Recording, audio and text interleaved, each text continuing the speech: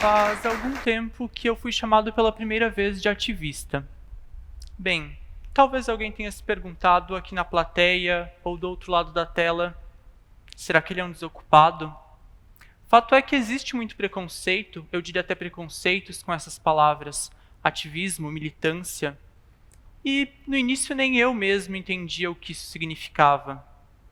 O cerne da palavra ativismo significa a ação que vocês podem fazer através de ações práticas e que impactem a mim, a minha comunidade, a cidade, o nosso país, e não seria prepotência dizer o nosso planeta. Com base nisso e através de vários temas que eu tenho muito interesse e sou apaixonado, eu escolhi meio ambiente talvez por causa de memórias como essa. Eu com 3, 4 anos, nos dias mais frios de inverno, com a promessa de que cairiam pinhões de um pinheiro na propriedade dos meus avós. Bem, não era todos os anos que essa promessa era entregue, e não era todos os anos que haviam pinhões. Talvez aí nasce uma semente de lidar com frustrações e os nãos que eu ouviria no futuro.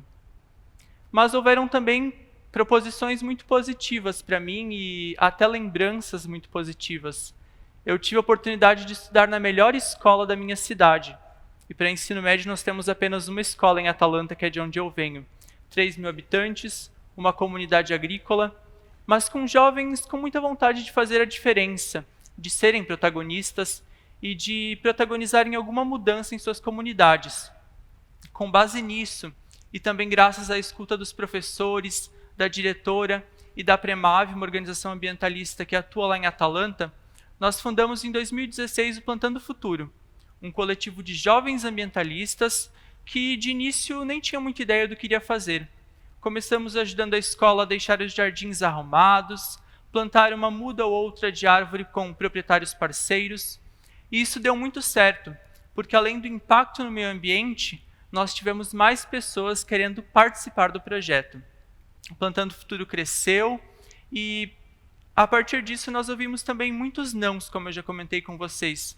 Algumas pessoas que até se opuseram ao projeto, interpretaram errado nossos objetivos, mas esse jogo começou a virar com uma situação inusitada. Ano passado, na época das queimadas da Amazônia, nós planejamos uma mobilização muito simples, lá no pátio da escola, mas que foi parar no mapa do Fridays for Future, ou Cestas pelo Futuro, um movimento global liderado por uma jovem sueca, Greta Thunberg, que busca a participação e protagonismo de jovens perante a crise climática. O nosso lema é: se não tem um futuro para nós, por que nós estamos indo para a escola? Então o nosso mote é, pelo menos uma vez por mês em Atalanta, fazer mobilizações na própria escola, conversando com professores, com a comunidade, ouvindo os fatos científicos de impacto no planeta e também como a crise climática impacta as nossas cidades. E aí, dentro desse folder, dentro desse mapa do Fridays for Future, a nossa ação foi parar num story da Gisele Bündchen. Bem, enquanto metade de Atalanta se perguntava por que a Atalanta está no story da Gisele Bündchen, metade dos seguidores dela provavelmente perguntavam o que era Atalanta. E a partir daí, muitas pessoas da nossa comunidade passaram a apoiar o projeto.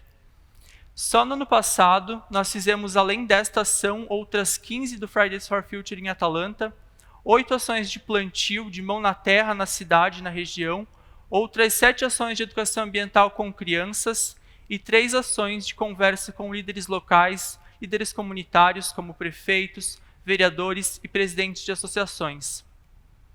Eu tive também, ano passado, a oportunidade de integrar uma outra rede, um outro coletivo de um movimento que chegava aqui no Brasil, os Jovens Transformadores da Ashoka. A Ashoka é uma organização que também nasceu buscando dar voz ao protagonismo. Em 1980, do outro lado do mundo, lá na Índia, o Bill Drayton, esse cara da imagem acima, fazia muitas viagens até a Índia, ele é americano, porque era um executivo da McKinsey. E na Índia ele via muitos bons projetos, relativamente simples, mas que tinham um impacto muito grande nas comunidades onde eles atuavam. E ao mesmo passo não tinham nenhum apoio nem de organizações governamentais, nem do terceiro setor. Então o Bill fez um projeto de início muito pequeno, para dar voz, apoio e formação a essas pessoas. Em 2020, a Choca tem quase 4.000 associados ao redor do mundo e quase 400 no Brasil, onde ela chegou em 85, e o primeiro fellow da Choca aqui foi o Chico Mendes, que infelizmente no mesmo ano onde ele foi eleito pela Choca, foi assassinado por causa do trabalho dioturno de ativismo perante os seringais e dos extrativistas da Amazônia. Nós temos outros exemplos da Choca também aqui no Brasil, como Wellington Nogueira, do Doutores da Alegria, que leva espetáculos de circo para leitos de hospitais aqui no Brasil. Temos também a Raquel Rosenberg, fundadora do maior coletivo de jovens do Brasil, o Engajamundo, ou aqui em Santa Catarina, a Thaís Guzatti, que é a fundadora e idealizadora do Acolhida na Colônia, um projeto que mudou a realidade econômica e também social de centenas de trabalhadores rurais desde o início desse século. E com base nisso, com esses 9 jovens que foram eleitos pelo programa, nós temos a foto aqui no slide, nós temos contato com outros jovens de outras realidades do mundo inteiro, e nós tentamos entender o que faz pessoas serem protagonistas. Será a empatia? Será os problemas que cada um enfrenta? Sinceramente, nós não temos a resposta. Mas eu acho que me cabe aqui no tempo que ainda resta contar alguns desses bons exemplos dos projetos. E eu vou iniciar com a Carla, em Manaus. Ela sempre gostou muito de astronomia, de filmes que tinham como tema o espaço. Até aí tudo bem, realidade de milhares de crianças. E a Carla também na escola sempre foi muito incentivada a participar de Olimpíadas, de astronomia, de astrofísica, e sempre se saiu muito bem, era medalhista. O que incomodava a Carla era que outros jovens não tinham um desempenho tão bacana quanto ela. Então, em 2017, também com a ajuda de amigos da escola, ela fundou o Projeto Cosmos, que leva oficinas e também aulas gratuitas de astronomia e astrofísica para escolas ribeirinhas de Manaus e daquela região. Muitas vezes utilizando um barco como meio de transporte, horas a fio para chegar nas comunidades e também uma barraca como dormitório. A 3.000 quilômetros dali, no sertão pernambucano, nós temos o Luan, São Bento do Una. Ele também trabalha com o meio ambiente, mas em um contexto geográfico totalmente diferente. O Luan fez o mapeamento de todas as árvores frutíferas da cidade dele, realizou o plantio de outras mudas e mapeou isso em mapas tanto físicos quanto digitais, através de um aplicativo que ele mesmo idealizou, porque o problema do Luan, o que fez ele tomar essa iniciativa, era de que muitas pessoas não tinham dinheiro para conseguir comprar comida de qualidade e também produtos saudáveis. Então, através disso, ele impacta diretamente comunidades, famílias, que agora têm mapeadas essas espécies, essas mudas, sabem ao certo quando que serão frutíferas e quando que é possível fazer a colheita. E também ele criou uma espécie de comunidade muito mais integrada do que se podia ver antes do projeto. E descendo um pouco o mapa do Brasil, que é tão vasto e tão grande, eu não poderia deixar de falar da Isabelle, de São Paulo, capital. A Isabelle sempre foi muito ligada com tecnologia e sempre foi muito inteligente. Tanto é que conseguiu bolsa para um dos colégios mais elitistas de São Paulo. E o problema da Isabelle era que ela não via meninas como ela em posições de destaque. Não via professoras, diretoras de empresas. E aí ela fundou o projeto Meninas Negras, para levar jovens como ela, da comunidade dela, para oportunidades incríveis de formação, de capacitação, estágios, trainees em empresas muito grandes, como a Microsoft, a Oracle ou a Google, por exemplo. E esses 3 projetos são só alguns dos que eu poderia contar aqui para vocês, ou melhor ainda, que eu poderia pedir para vocês da plateia, para vocês do outro lado da tela contarem para nós, porque isso é uma constante no Brasil, estampado nos jornais, nas telas de televisão, e mais do que isso, o que talvez incomode um pouco é que, embora seja tão presente, tão perto da nossa realidade, parece que é necessário um ingrediente especial para ver esse protagonismo, para ações como esta acontecerem. E talvez haja, através dessa ação aqui, onde nós promovemos um diálogo com mais de 100 jovens lá de Atalanta, promovendo agricultura sustentável, agricultura orgânica, talvez eu entendi que esse ingrediente especial e secreto, de certo modo, seja o diálogo. Outros diriam que é a empatia. E eu gostaria de pedir também para vocês entenderem qual é a motivação para estar aqui no TED hoje, ouvindo ou contando boas histórias, para colocar um sorriso no rosto no início do dia e cumprir a jornada de trabalho, ou para terem escolhido essa profissão, por exemplo.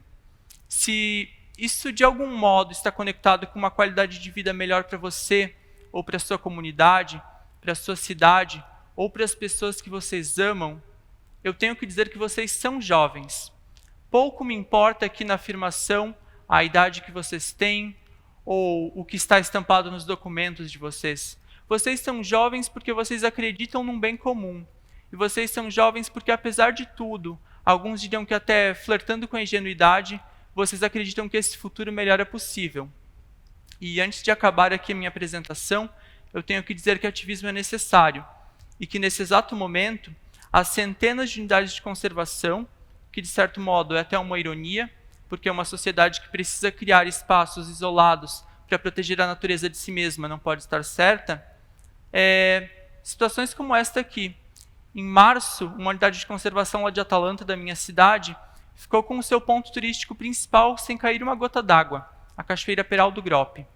E existem centenas de outras situações como essa, aqui em Rio do Sul, ou de onde as pessoas estão assistindo, de atividade humana impactando seriamente a nossa própria vida, mas também do meio ambiente, de centenas de espécies. Eu termino aqui falando que nós precisamos talvez encontrar a esperança antes de tudo, porque isso é mais difícil do que a mudança que nós precisamos fazer. E se ainda me há tempo restante, eu preciso dizer que nesse exato momento, chamas consomem todos os biomas do Brasil, mas de forma especial a Amazônia e nas últimas semanas o Pantanal. Nesse exato momento também, há centenas de ativistas, milhares de ativistas protegendo essas áreas. Os povos originários, os brigadistas, os ativistas veterinários que salvam os animais. Tudo isso por causa das chamas que destroem tudo que está à frente dela. E por causa disso, faço uma singela homenagem de um poeta pantaneiro, Manuel de Barros, que dizia assim: tudo que o homem cria vira sucata. O carro, a bicicleta, o avião. O que não vira sucata é a terra, a árvore, a água, a tartaruga. Até nave espacial vira sucata. E entre uma nave espacial e uma garça branca, de pelugem alva, do Pantanal, uma garça é muito mais bela. E peço desculpas para a sociedade por cometer essa verdade. Aqui eu não prego uma oposição entre tecnologia e atividade humana e natureza, mas que a gente possa cada vez mais ser integrados e entender que o nosso destino e nossas atitudes não impactam apenas a minha história ou a da minha comunidade, mas a de todos que vivem aqui e de todo esse planeta. Que o futuro seja de cada vez mais ativismo sim. Muito obrigado.